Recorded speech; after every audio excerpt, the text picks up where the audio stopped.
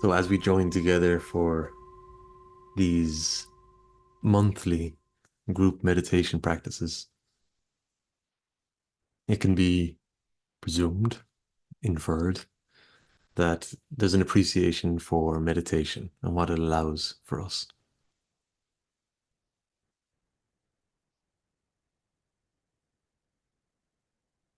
And every time we sit to meditate, while the experience in and of itself can be lumped together with the previous experiences,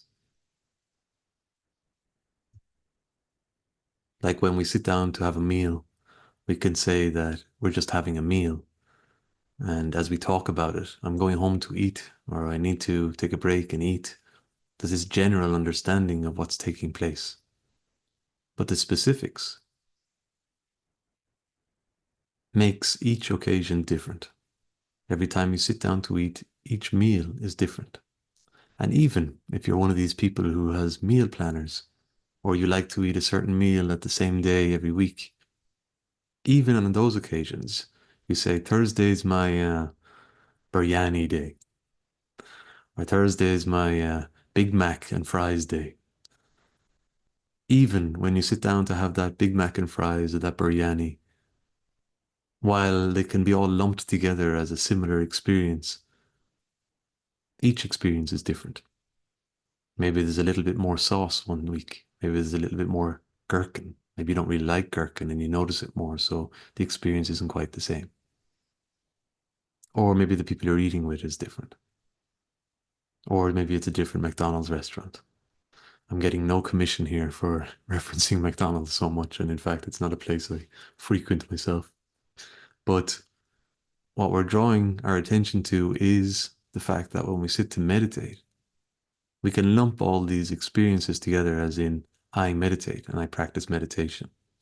And then when we sit down to meditate, what's actually occurring in those 30, 40, 1 hour, 2 hour meditation practice is actually unique. It stands alone as an individual experience. And so we meet here once every month, and you practice on your own. And it can be presumed that you have an appreciation for what meditation affords.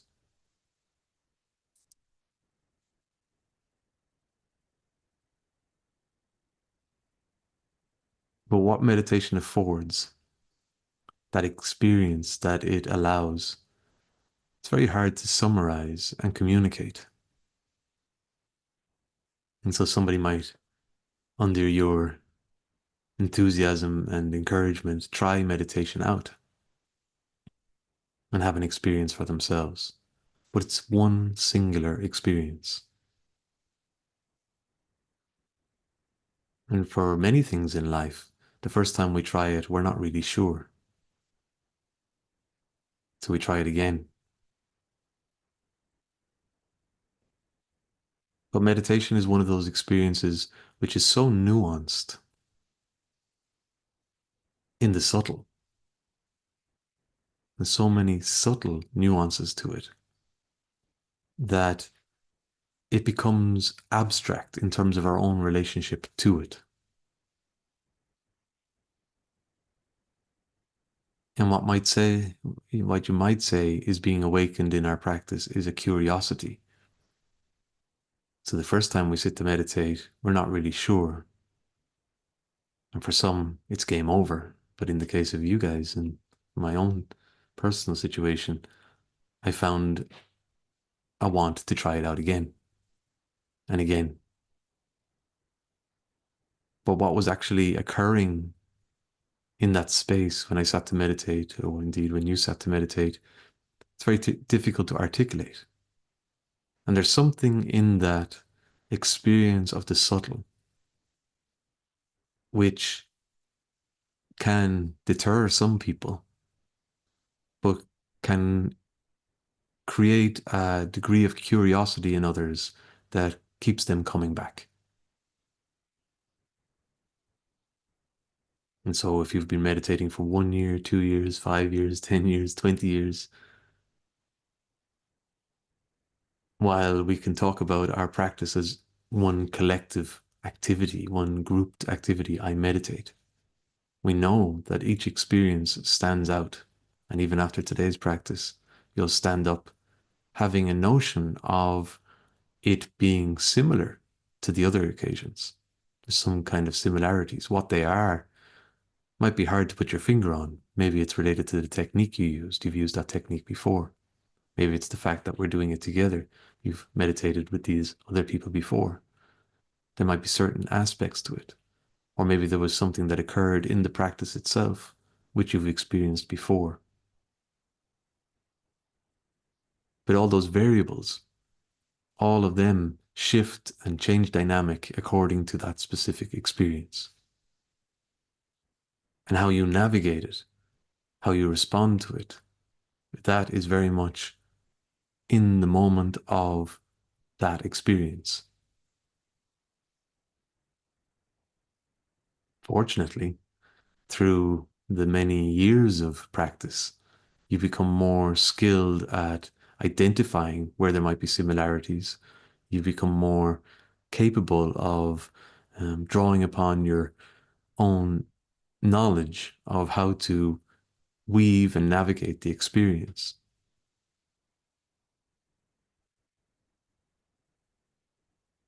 But the experience itself is one of entering into the subtle. And so there's always new terrain to be explored. There's always further to go, deeper depths. You know, you hear a lot about people talking about exploring the universe, and every so often they have this updated image of what the universe looks like. Greater cameras achieve more, greater capacity, and we can make out all this other detail, and it's very impressive. We hear people talking about the deep seas and how there's aspects of the sea which have remained unexplored, so much to be known. And yet, we walk this planet with confidence that we know what it's about and how it functions.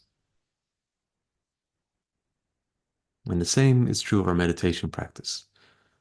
We're exploring, and there's a lot that remains left to be explored. You might like to use the word the infinite. The infinite remains to be explored. And for us, as in our practice, we're endeavoring, as I mentioned at the beginning of our practice, to move from the gross to the subtle to the ever more subtle. But that spectrum, when does it end? And when we reflect on our relationship to meditation practice, we have a certain degree of experience. We are familiar with the process. We're able to guide ourselves on entering into deeper states of subtle awareness. But until we've gone that bit further, we are inexperienced. So while there's always more to be experienced, we always remain, to a degree, inexperienced.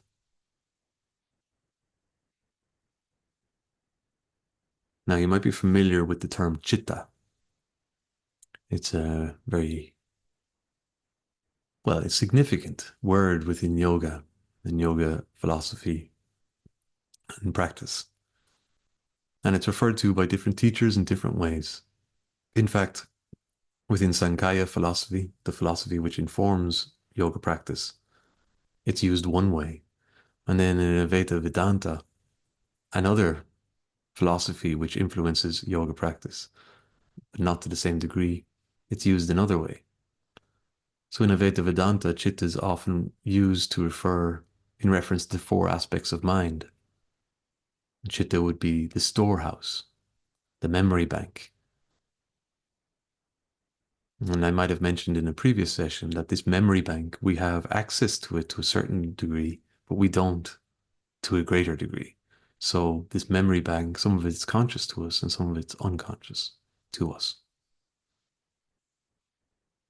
But in Sankhya philosophy, chitta is referred to as the field on which everything occurs. So while the two philosophies explain the four aspects of mind, manas and chitta, manas being the sense mind, chitta, deep mind, and then the other aspects being the faculty of discrimination, buddhi, and then the aspect of our being, which, or aspect of our psyche, which is creating the I, the ahamkara. Both philosophies talk about these four aspects of mind. Advaita Vedanta puts emphasis on our understanding the chitta as the deep mind. And this is useful for us so that it doesn't become too big a concept for us to be able to work with. Sankhya philosophy refers to chitta as the field in which all the other aspects of mind, the eye maker, the sense mind, and the faculty of discrimination, they all exist within chitta. Everything exists within chitta. And I like to think of this like a canvas. If you think of a blank canvas mounted on the wooden frame, stretched out, and it's got nothing going on, it's blank. And in a certain regard, that's how chitta can be seen. The canvas in and of itself is not as yet functional, as in it's not depicting anything. It's not representing anything. There's nothing manifest, but it's there.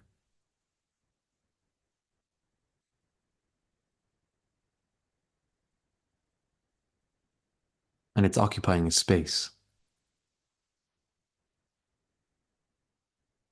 So this canvas then, it slowly, through the work of the artist, gets marked in different ways. And these marks build up one upon the other, offering a representation. Something becomes manifest. Something becomes seeable. So something can be observed.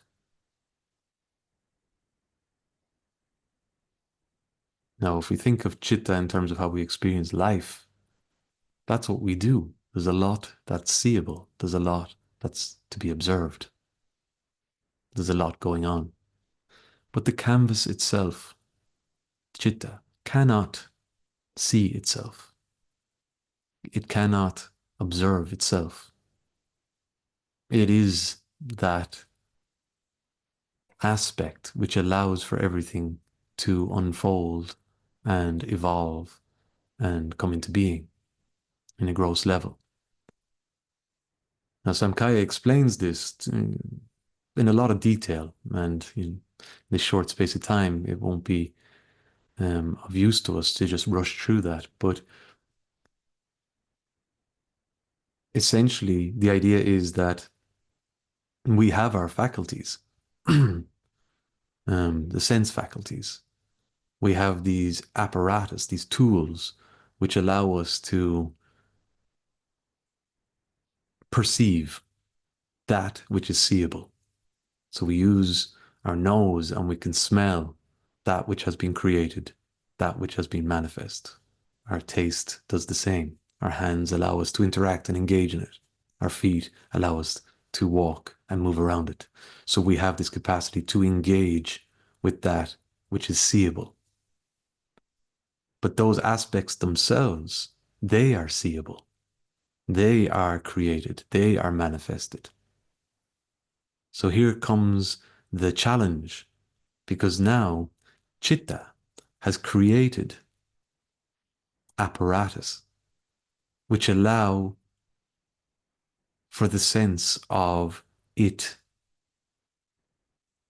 perceiving something different. So through the evolution which occurs on this canvas, the marks which are built up one on top of another, layered up, it gets to the point where the canvas becomes so intricate, so complex, that now the, that those aspects which have manifested outward from this canvas arrive at a point when they're able to create something which looks back on the canvas. which is able to perceive and see the canvas. But it doesn't see the canvas. It sees all the other marks, all the other marks. So let's say this canvas actually gets to the point of producing through all the marks, subsequent marks, layers and layers and layers over ages and ages and ages. And then it creates something which looks like an eye.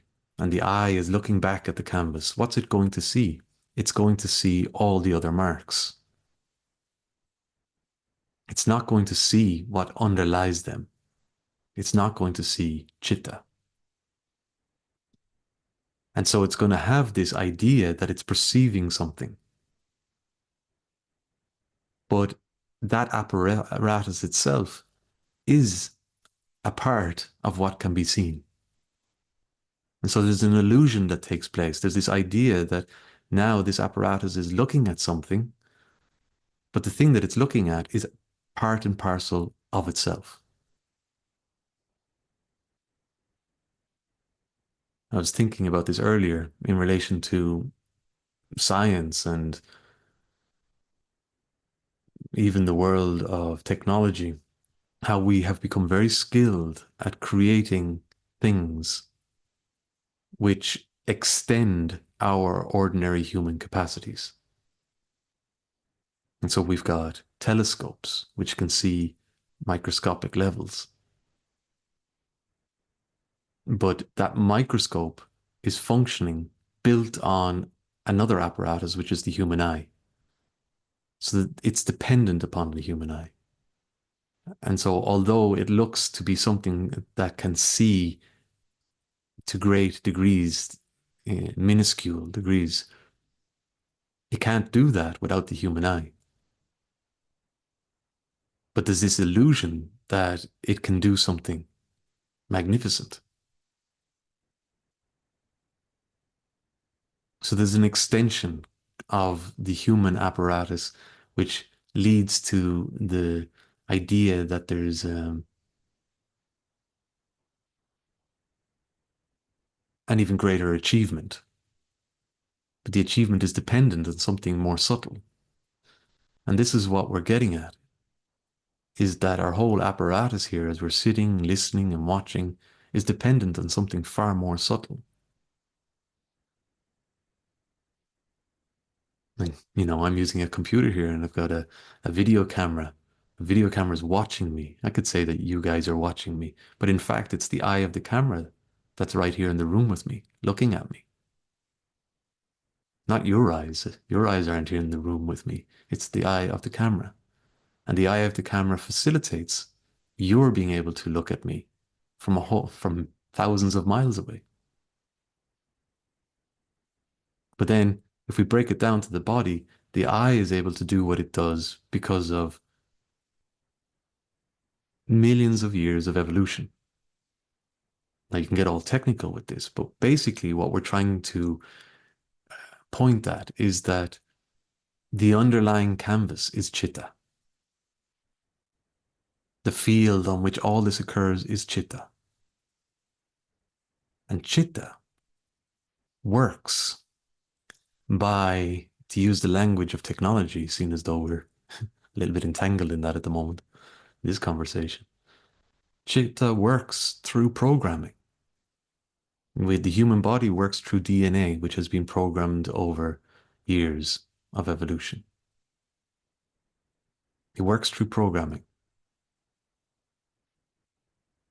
So we talked about the marks being made on chitta, the marks being made on the canvas, which build upon each other exponentially.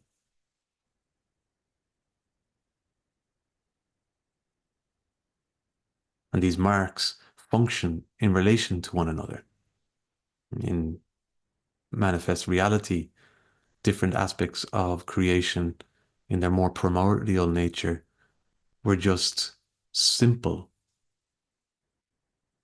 creations, but they became more complex the more they interacted with each other, evolving into extremely complex forms and organisms. And that complexity is magnificent. but it keeps on pushing outward. Chitta keeps on manifesting outward in a direction away from itself.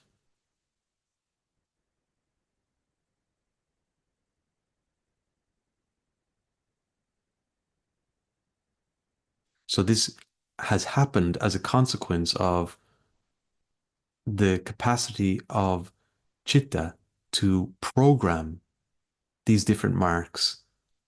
We can use the language of science through DNA, through genetic structures, all of these things that I don't have the skills or the knowledge to really reference. But there's within Samkhya the understanding that chitta is the canvas which gives expression to initial marks, and then those marks interacting with one another, they can be programmed to go this way or that way, to interact in one way or another. There's an intelligence behind them, and it keeps on moving outwards and outwards.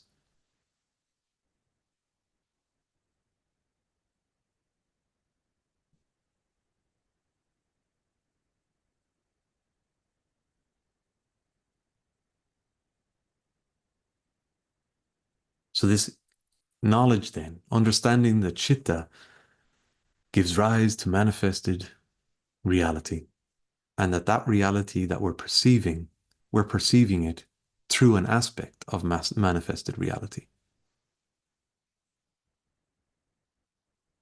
There's no separation fundamentally. Both of them have been born of the same cause.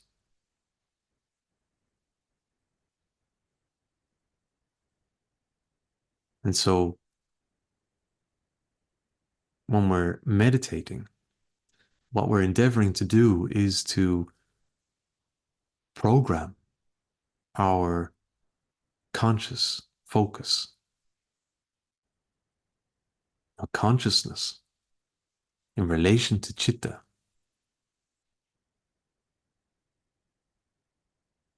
Will take whatever form chitta programs or is programmed toward. So right now, engaging in this experience, we have in our field of conscious awareness, we have certain apparatus, certain images. That's just on a physical level, but there's so much going on. You understand this from a physical, emotional, and mental point of view. But all of that occurs within chitta. And so in our meditation practice, we're trying to simplify things, take it right back, get back to the earliest marks, if you want to say it like that, get back to the most subtle. And so when we close our eyes, straight away, this whole visual field has been cut off. But the impressions of it, the internal imagery, which is residual, remains for a while.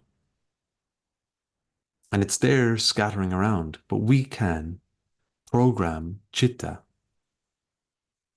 to focus in on whatever it is we want to focus it in on. And to do that, we use our conscious effort. And so we'll use different techniques. We might focus on our breathing, these different tools that we have. But those tools in themselves are part of chitta. They're still manifested productions, byproducts of chitta, and how chitta expresses. But we're using them. We're using them to look back on chitta. And our purpose really for doing this is because,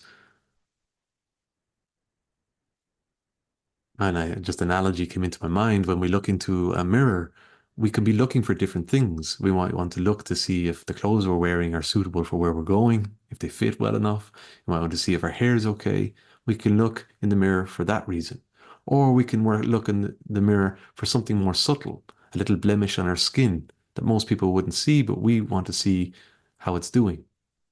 Or we might look in the mirror to look into the deep, dark um, void of our pupil in our eye. So that the mirror can be used for different things. And so in our meditation practice, we're endeavoring to work with chitta, understanding that it is the field on which everything is experienced, on which everything is being experienced, on which everything is being created and produced to be experienced. So in our meditation practice, we're using different techniques, but they're all relying on different aspects of chitta, which is expressing. And as we move deeper into the practice, we're still experiencing aspects of chitta, but they're more subtle. And our ultimate goal is to be able to arrive at an experience of chitta which we said cannot perceive itself. It can't see itself, but it exists. And you might say it exists solely as space, as ether, kasha. It's the subtle element, the formless element. And chitta would be there on its own, but nothing would exist to perceive it except for the self, the Purusha, the seer. The only thing that's going to be able to observe it is awareness. Awareness will be able to experience the space of chitta. And so this is what Samkhya is describing for us, that everything in created reality, from the most gross to the most subtle, right down to Prakriti, right down to the very initial cause of creation, is manifest and cannot perceive itself. What can perceive it is the seer, the drishti, the purusha, that aspect which has never been created, but which is always existing. Now, I understand from my own experience of having navigated this world of yoga, philosophy, and years of practice, and listening to my teacher Roy speak and reading texts by him and other teachers, that sometimes this can all seem very abstract, very out there. But is it really? You know, if we go back, and I won't keep you for much longer, but if we go back to you have a recipe, you've got a piece, you've got a dish, maybe it's a soup of some kind. You take out all the vegetables, you're left with the broth. Then the broth, you can take out the different colorings and the different flavors. Then what are you left with? You're left with the water element, and that's it. So this capacity to peel back the layers, even though they appear so complex and so um, vivid and so important and significant, you can peel them right back until you get to the pure. And in our practice, in our meditation practice, that's exactly what our objective is, to peel it right back. So the thing that we're seeing gives way to something more subtle, to something more subtle, to something more subtle.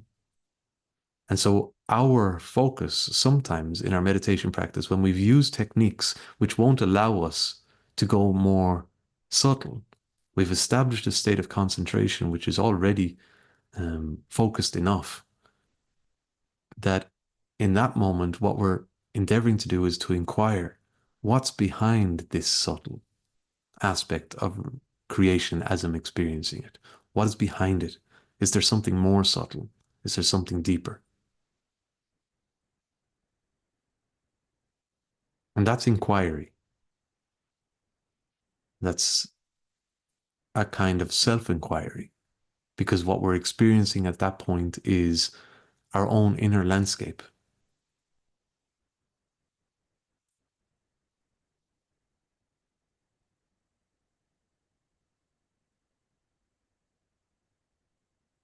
And our own inner landscape, as subtle as we might be experiencing it, can be interrupted by thought patterns, which are equally as subtle, equally as nuanced, equally as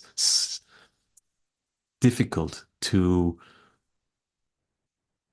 identify, but they're there, murmurations of them. So at that point in our practice, what we're trying to do is to direct ourselves towards something more subtle. Not when the murmurations of the different thought processes are not of importance. What's of importance is that space, to just probe deeper into that space until we experience chitta in its unidentifiable form, chitta in, without characteristics. And in that space, then, it'll be the seer that sees, not any aspect of chitta looking at itself.